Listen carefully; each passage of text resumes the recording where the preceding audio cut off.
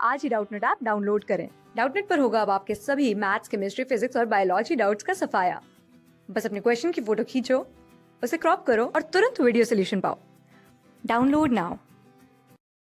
Check the correctness of the relation h is equal to 2 sigma cos theta upon r square d into g, where h is height, sigma is surface tension, theta is angle, r is radius, d is density and g is acceleration due to gravity.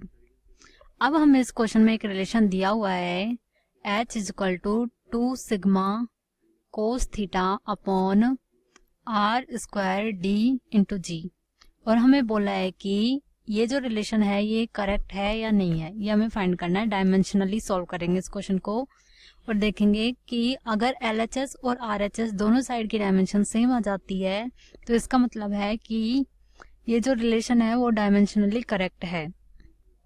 तो यहाँ पर जो unit quantity है उनकी dimensions लिख लेते हैं। सबसे पहले h यहाँ पे हाइट है तो h की डायमेंशन हो जाएगी m0 L1 T0। हाइट है इसका मतलब एक लेंथ है तो L1, और थीटा क्या है, एंगल है, वो डायमेंशन लेस होता है, ये हो जाएगा m0 L0 T0। Theta dimension less है तो यहाँ से कोस थीटा भी हो जाएगा, कोस थीटा की डायमेंशन भी हो जाएगी m0 L0 T0। Cos theta भी एक डायमेंशन लेस कांस्टेंट होता है। और r क्या है, r रेडियस है तो r की डायमेंशन कितनी हो जाएगी m0 L1 T0। रेडियस मतलब एक लेंथ है। और सिग्मा क्या है, सरफेस टेंशन, तो ये हो जाएगा F अपॉन L। तो इसको सॉल्व करने पर ये आ जाएगा m1 L1 T-2। F की डायमेंशन ये हो जाएगी अपॉन L की डायमेंशन L1, तो इसको सिंप्लीफाई करने पर ये हो जाएगा m1 L0 T-2।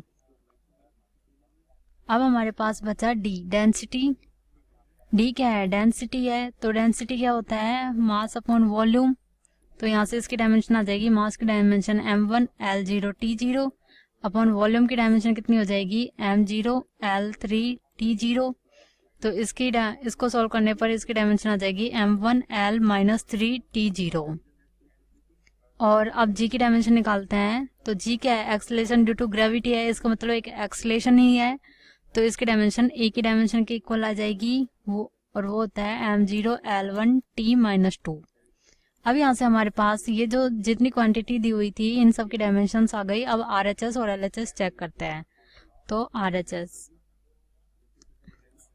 RHS में क्या है अपने पास, 2 sigma cos theta upon r square dg। इसकी डायमेंशन हमें फाइंड करनी है। तो इसकी डायमेंशन आ जाएगी सिग्मा की डायमेंशन इंटू 2 तो कांस्टेंट है तो उसकी वो डायमेंशन लेस है, और ये हो जाएगा कोस थीटा की डायमेंशन अपॉन r की डायमेंशन का स्क्वायर इंटू d की डायमेंशन इंटू g की डायमेंशन।